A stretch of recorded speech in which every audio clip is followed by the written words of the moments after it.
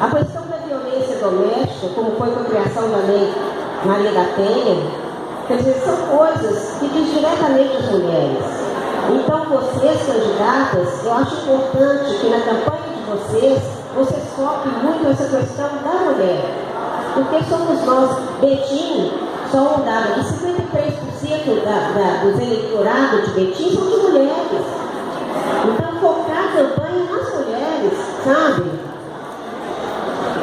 Na nossa sociedade, o homem sempre ocupou os cargos públicos e as mulheres, a maioria, nos cargos privados.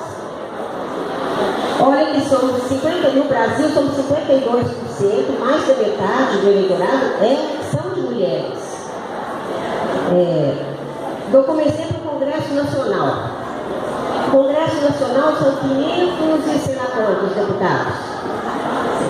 Apenas 9% das deputadas são mulheres, o resto é homem. E no Senado, 10% só são mulheres. E esse pouquinho de mulheres já deu uma representatividade importantíssima no Congresso. Por exemplo, a própria lei Maria da Penha, né? E outra coisa, que partiu das mulheres, a delegacia de mulheres.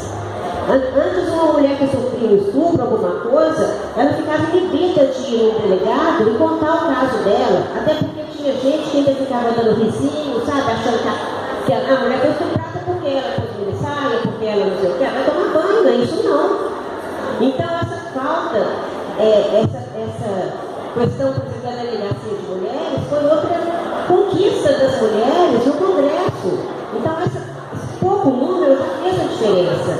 Então, gente, é muito importante que vocês não desistam, porque é muito importante a nossa representatividade. E outra coisa, muitos de vocês que estão na primeira campanha vão encontrar dificuldades, sim. Eu falaria que vocês devem entrar com muitas propostas, sabe? Mais do que dinheiro, propostas. Não se endividem, porque se não dá na primeira, quem sabe você vai pegando você vai aprendendo como é que funciona o negócio, né? Não se endividem. Eu estou falando isso porque na campanha passada eu recebia muitos candidatos a vereadores, principalmente lá de Contagem, e eu via casos assim que eu ficava chocada. A senhora, tadinha, o marido pedreiro vendeu o carro, ela para fazer campanha, falava papelzinho. Eu falei, não faz isso, filha. E falava com todos, sabe, a gente tem que ter, e a campanha, propostas, e focar nas mulheres. Esse é o conselho que eu dou, não é que tem que seguir não, tá, gente?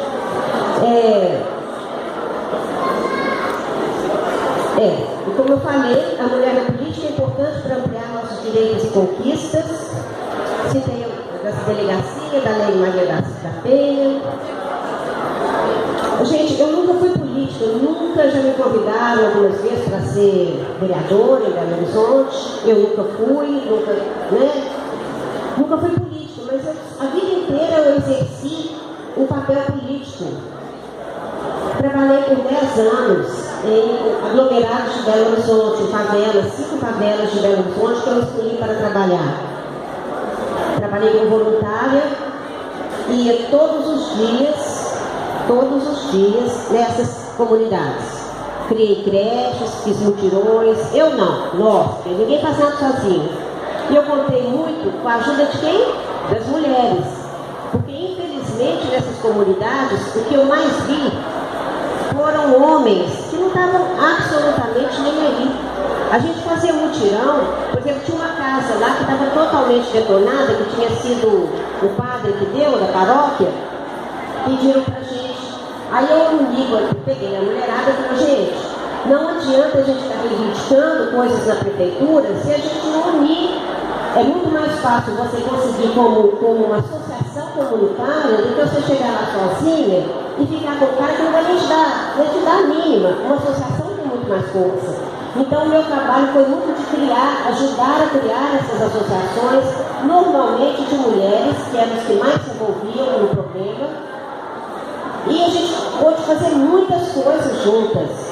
Quantos mutirões, quantas coisas. Eu fazia bazar itinerante, ia com a Kombi para todo qualquer lugar, e a gente ficava só pedindo roupa, pedindo coisa para todo mundo, e é até chato, porque o povo fecha a cara pra gente, né? E eu tive tanta gente, assim, até tia, sabe? Pô, meia velha vai ter, não é possível, sabe? Então, a gente leva, a gente tá aprendendo, né? Mas enfim, eu fazia esses bazares, eu e as meninas, as mulheres, fazíamos esses bazares, punhamos na poupança. No fim de ano, já estava um dinheirinho melhor, aí a gente comprava caixa de esgoto, fazia tudo, aqueles becos que era tudo de terra com esgoto, a gente calçava, fazia os esgotos, tudo direitinho. Porque, gente, a gente também pode ficar só esperando a prefeitura, ou seja lá, que tem que fazer, não. Cada um, se puder fazer a sua parte, é importante. E vocês, como candidatas, é importante que nesse momento vocês façam, demonstrem mais seu carinho, porque fazer só para ganhar a eleição também não serve, não. Tem que ser do íntimo de vocês, tá?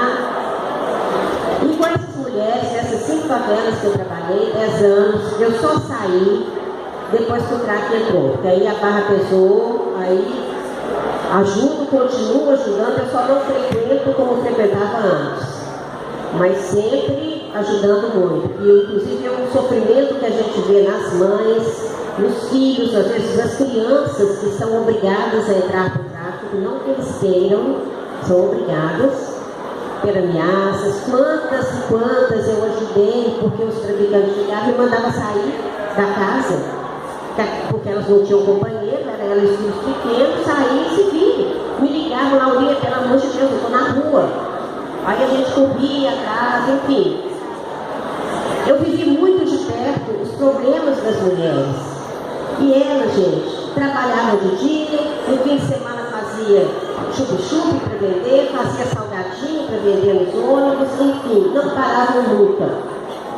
E lá, a gente construindo as coisas, chamando os homens para ajudar, eles ficavam lá no final de semana tomando cerveja e dando truco. O dia inteiro dando truco. Eu pedia para vocês, gente, pelo amor de Deus, ajuda a gente lá. Sabe o que eles faziam? Riam. Mas tinha senhores, aí os mais velhos, não, aí ajudavam a gente, subia, pintava, porque a mulherada em cima de mesa, pintando tudo errado, que a gente vendo e caindo, aquela coisa, enfim, fazia um estudo. Apareceu parado lá numa dessas filas, no meio do mato, os meninos tinham que passar pelo meio do mato para ir para a escola.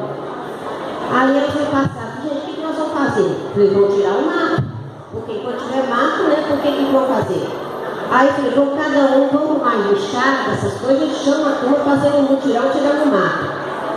Gente, o sol de lascar, a mulherada lá, capinando o mato, e os homens jogando truco. Eu falei, gente, então a gente vê muito isso. Então a força das mulheres, gente, essas mulheres, elas são impressionantes. A admiração que eu tenho por elas. Vocês às vezes têm uma força que vocês desconhecem que têm. Porque é no aperto que vocês descobrem a força que vocês têm. Sabe?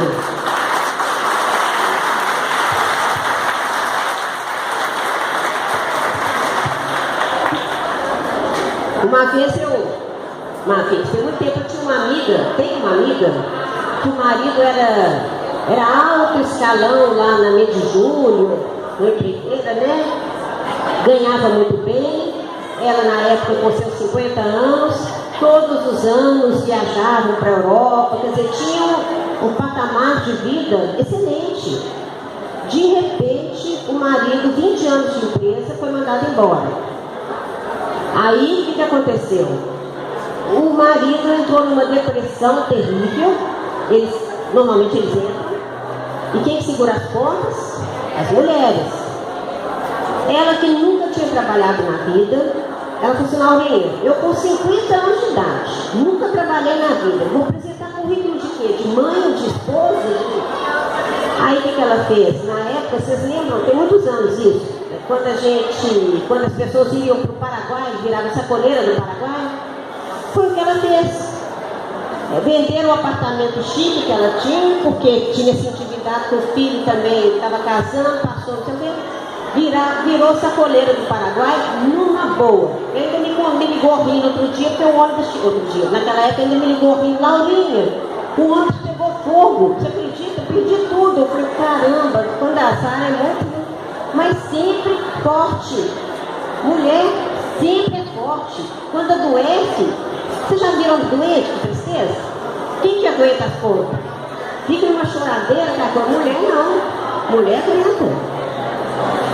Acho que eu estou fugindo do assunto, mas vou voltar.